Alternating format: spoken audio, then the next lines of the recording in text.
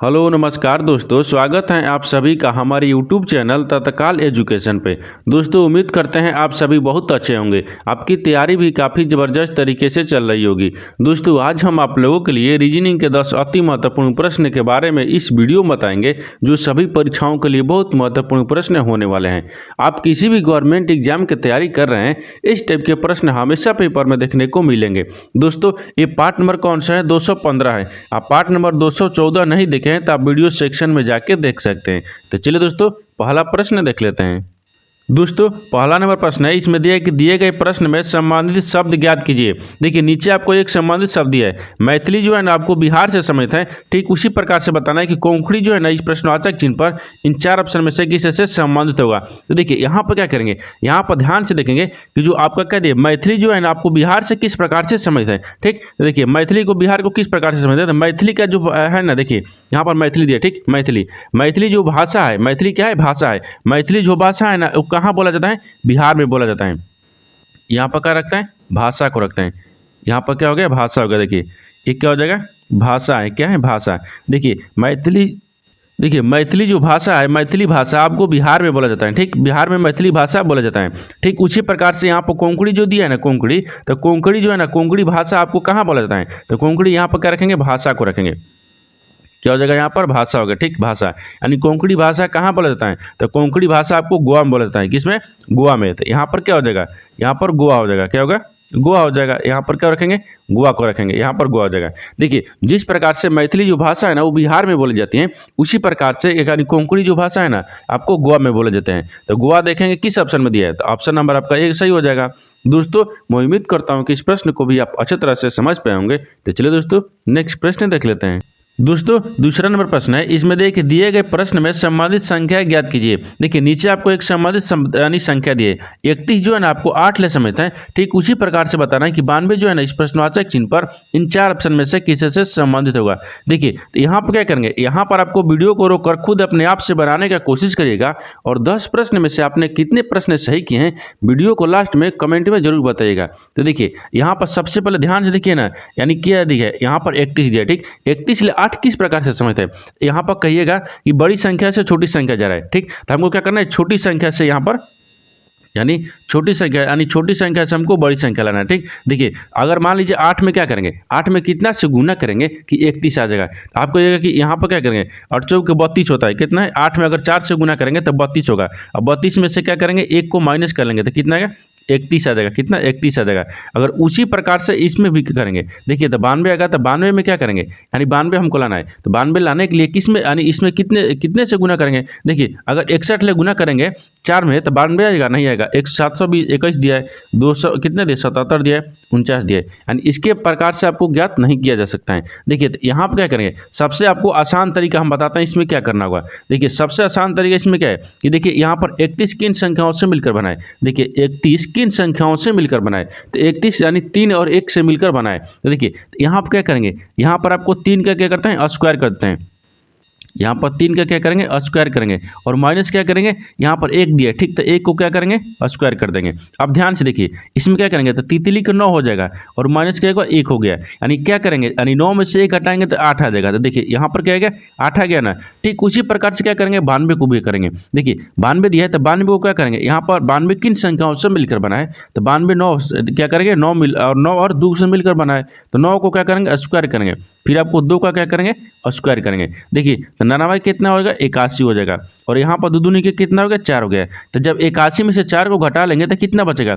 यहाँ पर 77 बच जाएगा। कितना बचेगा? 77 बच जाएगा। तो अब 92 जो है ना आपको 77 से समझते हो जाएगा। तो 77 देखेंगे किस ऑप्शन में दिया है, ऑप्शन नंबर आपका बी सही हो जाएगा। दोस्तों मैं उम्मीद करता हूँ कि इस प्रश्न को भी आप अच्छी तरह से समझ पाए होंगे। तो चलिए दोस्तों नेक्स्ट प्रश्न देख लेते हैं। दोस्तों तीसरा नंबर प्रश्न है, इसमें देखिए दिए गए विकल्पों में से विषम शब्द को चुनिए। देखिए यहाँ पर 4 ऑप्शन दिया है। ठीक इन 4 शब्द में से आपको बताना है कि कौन सा एक शब्द विषम है, यानी 3 एक समान होगा, एक आपको विषम दिखेगा। देखिए तो यहाँ पर ए में क्या दिया? गला दिया है, दूसरा में क्या दिया? नाक दिया है, और तीसरा में क्या दिया? आंखें दिया है, और चौथा में क्या दिया? कान दिया है। इन चारों शब्द को ध्यान से देखने के बाद में आपको कौन सा विषम दिख रहा है। देखिए तो यहाँ पर विषम दिख रहा है, यानी क्या हो जाएगा, यहाँ पर देखिए नाक हो गया है, क्या हो गया, नाक हो गया है, यहाँ पर आँख हो गया है, और यहाँ पर क्या हो गया, यहाँ पर क्या दिए, कान दिए, क्या दिए, कान दिए। देखिए ये आपको नाक हो गया, आँख हो गया और कान हो गया। इन तीनों शब्द आपको क्या दिख रहे हैं, तीनों शब्द एक समान है। मान लीजिए यहाँ पर क्या रखते हैं, एक समान रखते हैं, ठीक, तीनों क्या है, एक समान है। ये किस प्रकार से एक समान है, ए देखिए एक क्या है, ये हमारे, यहाँ पर क्या लिखेंगे, ये हमारे 5 है, ये क्या लिखेंगे, ये हमारे 5 ज्ञानेंद्रिया है। कितने, ज्ञानेंद्रिया, ठीक, यानी ज्ञानेंद्रिया, यहाँ पर ज्ञानेंद्रिया है, क्या है, ज्ञानेंद्रिया है, ठीक, का हिस्सा है, यहाँ पर हिस्सा लिख लेते हैं, क्या है, हिस्सा है। देखिए ये क्या है, नाक हो गया, आँख हो गया और कान हो गया। इन तीनों जो है ना, तीनों एक समान है, यानी ये हमारे 5 ज्ञानेंद्रियों में के हिस्सा है, 5 ज्ञानेंद्रियों का हिस्सा है। लेकिन गला क्या हो गया, गला आपको अलग हो गया, गला क्या हो गया, अलग हो जाएगा, तो यही आपको विषम हो जाएगा, यानी विषम कौन सा है, गला हो जाएगा। तो ऑप्शन नंबर ए आपका सही हो जाएगा। दोस्तों मैं उम्मीद करता हूँ कि इस प्रश्न को भी आप अच्छे तरह से समझ पाए होंगे। तो चलिए दोस्तों नेक्स्ट प्रश्न देख लेते हैं। दोस्तों 4 नंबर प्रश्न है, इसमें देख, यदि एक कूट भाषा में यानी गिव को 5137 और BAT बैट को यानी 924 लिखा जाता है, तो उसी कूट भाषा में यानी गेट को किस प्रकार लिखा जाएगा। देखिए यहाँ पर सबसे पहले प्रश्न को समझिए, इसमें बोल कर है, देखिए यहाँ पर क्या बोल रहा है, यहाँ पर बोल रहा है कि गिव को आपको 31 यानी 37 यानी 5137 लिखा जाता है। यहाँ पर बैट को बताना है, यानी क्या लिखा है, बैट को आपको लिखा है कि 924 लिख रहा है, आपको बताना है कि गेट को क्या लिखा जाएगा। देखिए तो गेट को कूट भाषा में क्या लिखा जाएगा, आपको क्या दिया, यहाँ पर क्या दिया है, देखिए यहाँ पर गिव दिया है और बैट दिया है, इन दोनों में ही आपको क्या दिया है, इसमें यानी गेट का आंसर दिया है। देखिए किस प्रकार से दिया है, यहाँ पर क्या लिख रहा है, यानी GI, ठीक, VE बैट यानी गिव लिखा है, ठीक, गिव को क्या लिख रहा है, तो गिव को आपको ध्यान से देखिए क्या लिख रहा है, 5 लिख रहा है, 1 लिख रहा है, 3 लिख रहा है, 7 लिख रहा है। फिर उसके बाद में क्या लिखा है, यहाँ पर देखिए फिर क्या लिख रहा है, BAT बैट, बैट को क्या लिख रहा है, तो देखिए बैट को क्या लिख रहा है, तो यहाँ पर 9 लिख रहा है, 2 लिख रहा है और 4 लिख रहा है। देखिए इन्हीं दोनों में आपको गेट का आंसर दिया है, किस प्रकार से आंसर दिया है, देखिए यहाँ पर ध्यान से देखिए, यहाँ पर क्या लिख रहा है, यहाँ पर लिखेंगे GA यानी TE गेट, गेट को यानी इसी में किस प्रकार से आंसर दिया है। देखिए तो यहाँ पर ध्यान से देखिए कि जी का इसमें कितना लिख रहा है, देखिए जी का आपको क्या लिख रहा है, जी को 5 लिख रहा है, देखिए जी को 5 लिख रहा है, यहाँ पर क्या करेंगे 5 रख लेंगे। अब देखिए ए लिख रहा है, ठीक, ए लिखा है ना ए, तो ए को क्या लिख रहा है, तो इसमें देखिए ए को क्या लिख रहा है, 2 लिख रहा है, यहाँ पर क्या रखेंगे 2 रखेंगे। उसी प्रकार से देखिए यहाँ पर टी को क्या लिख रहा है, तो टी को देखिए आपको क्या लिख रहा है, 4 लिख रहा है, तो यहाँ पर क्या लिखेंगे 4 रखेंगे। और ई को क्या लिख रहा है, तो देखिए यहाँ पर ई को आपको 7 लिख रहा है, यहाँ पर 7 आ गया। देखिए यानी गिव और बेट के ही आपको गेट में आंसर दिया है, ठीक। देखिए यहाँ पर कितना आ गया, तो यानी 5247 आ गया, कितना आ गया 5247, तो 5247 यानी गेट को क्या लिखेगा 5247, तो 5247 देखेंगे किस ऑप्शन में दिया है, यानी किस ऑप्शन में दिया है 5247, तो ऑप्शन नंबर आपका डी में दिया है, यानी ऑप्शन नंबर आपका डी सही हो जाएगा। दोस्तों मैं उम्मीद करता हूँ कि इस प्रश्न को भी आप अच्छे तरह से समझ पाएंगे। तो चलिए दोस्तों नेक्स्ट प्रश्न देख लेते हैं। दोस्तों 5 नंबर प्रश्न है, इसमें देखिए निम्नलिखित शब्दों को सार्थक क्रम में व्यवस्थित कीजिए। देखिए यहाँ पर 5 शब्द दिया है, यानी एक में भाई दिया है, पति दिया है, फिर पिता दिया है, पुत्र दिया है और दामाद दिया है। इन 5 शब्द को आपको ध्यान से देखने के बाद में आपको क्या करना है, सार्थक क्रम में सजाना है। अभी ये सार्थक क्रम में नहीं दिख रहा है, इसको आपको सार्थक क्रम में सजाना है। देखिए यहाँ पर सार्थक क्रम का मतलब होता है बढ़ते क्रम में हमको जाना है, क्या करना है बढ़ते क्रम में जाना है। देखिए तो यहाँ पर क्या करेंगे, यहाँ पर सबसे पहले ध्यान से देखेंगे कि कौन सा सबसे पहले होगा, तभी तो आपको पहला दूसरा तीसरा यानी बढ़ते जाएंगे। देखिए सार्थक क्रम का मतलब क्या होगा, बढ़ते क्रम में। अब इसमें देखिए पहला में कह दिए भाई दिया है, दूसरा में कह दिए पति दिया है, तीसरा में पिता और चौथा में पुत्र है और पांचवा में कह दिए दामाद दिया है। तो इन 5 शब्द को ध्यान से देखिए, इसमें कौन सा दिख रहा है, तो सबसे पहले कौन सा होगा, तो सबसे पहले आपको पुत्र होगा, सबसे पहले कौन सा होगा पुत्र होगा, सबसे पहले पुत्र होगा, पुत्र के बाद में क्या आएगा भाई आएगा, पुत्र के बाद में क्या आएगा भाई आएगा, ठीक, और भाई के बाद में क्या आएगा पति आएगा, भाई के बाद में क्या आएगा पति आएगा, और पति के बाद में क्या हो जाएगा यहाँ पर, पति के बाद में क्या हो जाएगा यहाँ पर दामाद हो जाएगा, क्या होगा यहाँ पर यानी दामाद होगा, ठीक। दामाद के बाद में फिर क्या हो जाएगा यानी पिता हो जाएगा, क्या हो जाएगा पिता हो जाएगा। देखिए एक किस प्रकार से होगा, तो पुत्र किस में दिया है, तो पुत्र आपको 4 में दिया है, तो यहाँ पर 4 हो जाएगा। फिर उसके बाद में क्या दिया भाई दिया है, भाई कितने में दिया है, तो भाई आपको 1 में दिया है, 1 हो जाएगा। और यहाँ पर पति कितने पर 2 पर दिया है, और आपको दामाद कितने पर दिया है 5 पर दिया है, और आपको यहाँ पर पिता कितने पर दिया है, तो 3 पर दिया है, यहाँ पर 3 पर दिया है। देखिए यहाँ पर यानी इसको क्या कहिए, सार्थक क्रम में सजा दिए। सार्थक क्रम में सजा दिए किस प्रकार से, देखिए पहले क्या होगा, पुत्र होगा, उसके बाद में भाई होगा, फिर पति होगा, फिर दामाद होगा और पिता होगा। तो देखेंगे आपको 41,253 41,253 देखेंगे किस ऑप्शन में दिया हुआ है, यानी 41,253 यानी ऑप्शन नंबर आपका बी में दिख रहा है, यानी ऑप्शन नंबर बी आपका सही हो जाएगा। दोस्तों मैं उम्मीद करता हूँ कि इस प्रश्न को भी आप अच्छे तरह से समझ पाएंगे। तो चलिए दोस्तों नेक्स्ट प्रश्न देख लेते हैं। दोस्तों 6 नंबर प्रश्न है, इसमें देखिए नीचे दी गई आकृति के दर्पण की छवि का चयन करें। देखिए नीचे आपको एक आकृति दिया है, इन आकृति को बताना है कि अगर यहाँ पर दर्पण को रखेंगे तो इस आकृति जो है ना इस दर्पण में किस प्रकार से दिखेगा। तो देखिए यहाँ पर क्या करेंगे, सबसे पहले ध्यान से देखिए ये आकृति किधर दिया है, ठीक, यानी दर्पण आपको यहाँ पर रखेगा, ठीक। जब दर्पण यहाँ पर रखेगा तो आकृति किस प्रकार से बनेगा, तो ई वाला क्या होगा, ई वाला आकृति आपको उसी प्रकार से बन जाएगा। और ई वाला आकृति क्या है, ई वाला भी आकृति आपको उसी प्रकार से बनेगा, ठीक। देखिए ध्यान से देख लीजिए, ये वाला भी आकृति उसी प्रकार से बनेगा। तो यहाँ पर क्या करना है, जब देखिए अगर दर्पण में देखिएगा तो अगर यहाँ पर दर्पण रखा है, ठीक, क्या यहाँ पर अगर जब यहाँ पर दर्पण रखेगा तो ई वाला जो आपको दिया है ना, ई वाला आपको क्या बन जाएगा, इधर आएगा, क्या इधर आ जाएगा, ठीक। उसी प्रकार से ई वाला जब दिया है ना, ई वाला इसको क्या करेंगे, ऊपर में आ जाएगा, क्या आ जाएगा, ऊपर आ जाएगा, यानी इसको क्या करेगा, इसको पलट दिया है, जब इसको पलट देंगे तो इस प्रकार से चित्र बनेगा। तो दर्पण में आपको चित्र कितना बनेगा, इस प्रकार से। जब इस आकृति को अगर दर्पण में इस प्रकार का देखेंगे तो चित्र बनेगा। इस तरह का जो आकृति है ना वो देखेंगे किस ऑप्शन में दिया है, इस तरह का आकृति किस ऑप्शन में दिया है, ऑप्शन नंबर आपका बी में दिया है, यानी ऑप्शन नंबर आपका बी क्या हो जाएगा, सही हो जाएगा। दोस्तों मैं उम्मीद करता हूँ कि इस प्रश्न को भी आप अच्छे तरह से समझ पाएंगे। तो चलिए दोस्तों नेक्स्ट प्रश्न देख लेते हैं। दोस्तों 7 नंबर प्रश्न है, इसमें देखिए 4 मित्र कैरम खेल रहे हैं, यानी और वे कैरम बोर्ड के चारों ओर बैठे हुए हैं, यानी बी सी के दाईं ओर बैठा, यानी क्या है, यानी बी जो है ना सी के दाईं ओर है, फिर डी ए के दाईं ओर है और सी के दाईं ओर कौन है, ठीक। यहाँ पर देखिए पहले प्रश्न को समझिए, इसमें बोल कर है, ठीक। देखिए यहाँ पर क्या बोल रहा है, यहाँ बोल रहा है कि 4 मित्र कैरम खेल रहे हैं, कितने मित्र हैं, 4 मित्र हैं, कैरम खेल रहे हैं और वे एक कैरम बोर्ड के चारों ओर बैठे हुए हैं। तो मान लीजिए इसको क्या रखते हैं, कैरम बोर्ड रख लेते हैं, ये क्या हो गया, कैरम बोर्ड हो गया। कैरम बोर्ड चारों ओर खेलते हैं, कितने खेलते हैं, चारों ओर खेलते हैं। देखिए 4 गो है तो चारों ओर खेलते हैं, इधर खेलेंगे, ठीक, चारों कोण बैठेंगे। अब आपसे क्या पूछ रहा है कि चारों ओर बैठे हुए हैं, अब बोल रहा है कि यहाँ पर बी जो है ना, बी सी के दाईं ओर है, जो बी है ना उस सी के दाईं ओर है। तो मान लीजिए यहाँ पर क्या रखते हैं, बी को रखते हैं, यहाँ पर सी रखते हैं, सी के दाहिने ओर कौन है, बी है। ये बोल रहा है कि जो सी है ना सी के दाईं ओर कौन है, बी है, यहाँ पर भी हो गया।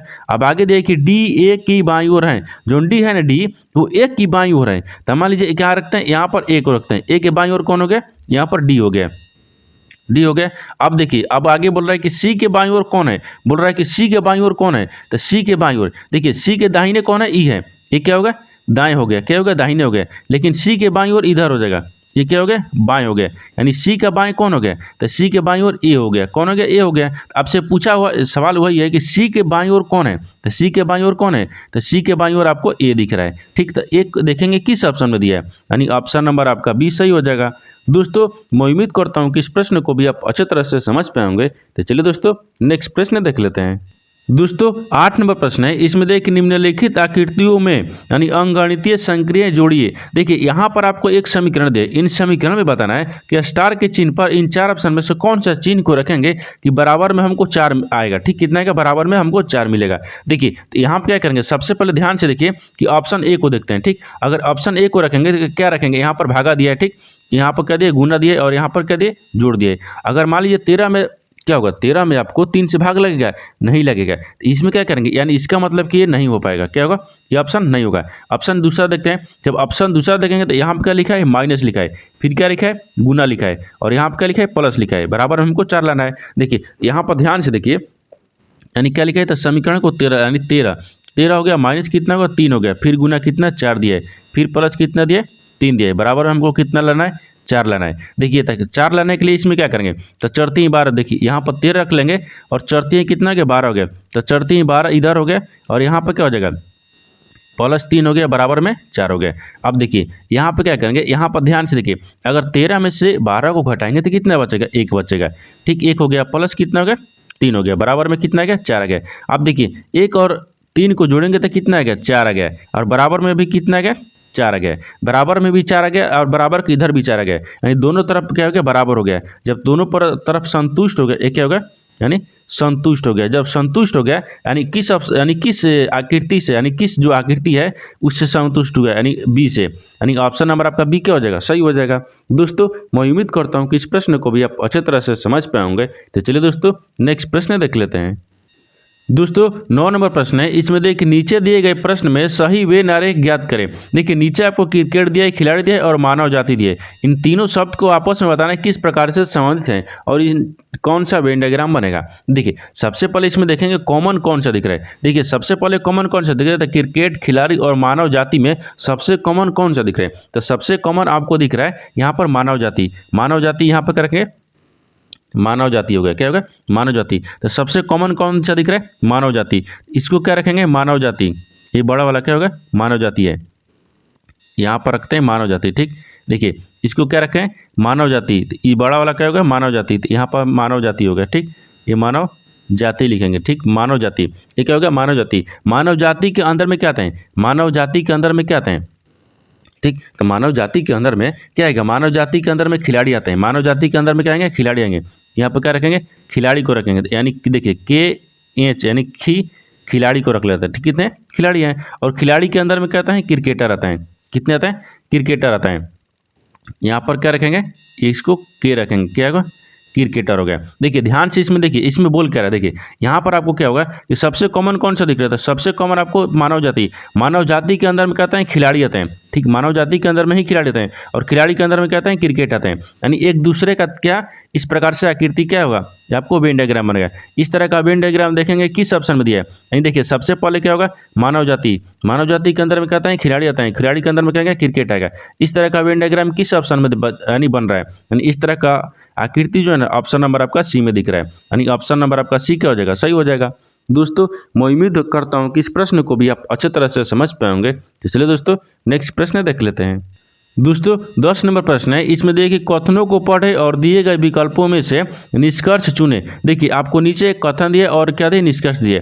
कथन के आधार पर क्या करते हैं, डायग्राम को बनाते हैं और निष्कर्ष के आधार पर प्रश्न को सोल्व किया जाता है। देखिए सबसे पहले इसमें ध्यान से देखेंगे कि कथन आपको क्या बोल रहा है। कथन क्या बोल रहा है कि देखिए कथन पहला में दिया है कि सभी चम्मच गोल हैं। तो मान लीजिए क्या करते हैं, सभी चम्मच को क्या करते हैं, गोल में रख लेते हैं। तो यहाँ पर क्या रखते हैं, चम्मच को रखते हैं। देखिए क्या होगा, चम्मच। सभी चम्मच क्या है, गोल है। तो मान लीजिए सभी चम्मच को क्या करते हैं, गोल हो गया।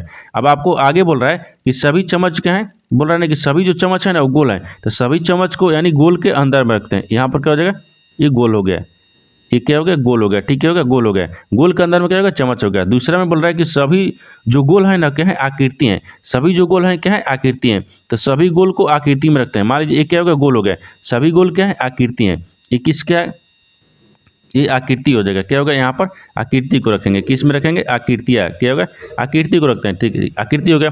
यहाँ पर जो बोल रहा था उसको हम क्या करेंगे, डायग्राम बना दिए। यानी कथन के आधार पर डायग्राम बना दिए। अब निष्कर्ष के आधार पर देखेंगे कि प्रश्न को सोल्व किस प्रकार से किया जा सकता है। आप देखिए ध्यान से देखिए, इसमें निष्कर्ष क्या बोल रहा है, निष्कर्ष बोल रहा है कि कुछ आकृतियाँ गोल हैं। बोल रहा है कि कुछ जो आकृति है ना गोल है। देखिए आकृति के, देखिए ये आकृति हो गया। आकृति के अंदर में ही आपको क्या है, गोल है। क्या दिख रहा है, गोल दिख रहा है। आकृति के अंदर में ही क्या दिख रहा है, गोल दिख रहा है। ये क्या बोल रहा है, सही बोल रहा है। यानी क्या बोल रहा है ना कि सभी, यहाँ पर बोल रहा है कि कुछ आकृति गोल हैं। यानी कुछ, यानी सभी जो आकृति के अंदर क्या है, गोल हैं। सभी कुछ यानी सभी के अंदर ही कुछ आते हैं। तो क्या बोल रहा है, ये आपको सही बोल रहा है। पहले क्या बोल रहा है, सही बोल रहा है। दूसरा देखिए, दूसरा में क्या बोल रहा है कि सभी चम्मच आकृति हैं। बोल रहा है कि जो सभी चम्मच है ना क्या आकृति हैं। देखिए सभी चम्मच, ये क्या होगा, चम्मच हो गया। सभी जो चम्मच है ना आकृति के अंदर है। सभी चम्मच क्या है, आकृति के अंदर है। ये क्या बोल रहा है, ये भी आपको सही बोल रहा है। यानी सभी क्या हो जाएगा, सही बोल रहा है। यानी पहला और दूसरा दोनों सही बोल रहा है। क्या होगा, पहला और दूसरा दोनों सही बोल रहा है। तो क्या हो जाएगा, यानी यहाँ पर देखेंगे किस प्रकार से होगा। देखिए पहला और दूसरा दोनों सही बोल रहे हैं। तो क्या हो जाएगा, यहाँ पर निष्कर्ष 1 और 2 दोनों अनुसरण करता है। यानी ऑप्शन नंबर आपका डी सही हो जाएगा। दोस्तों मैं उम्मीद करता हूँ कि इस प्रश्न को भी आप अच्छे तरह से समझ पाएंगे। तो चलिए दोस्तों नेक्स्ट वीडियो में मिलते हैं, तब तक जय हिंद दोस्तों।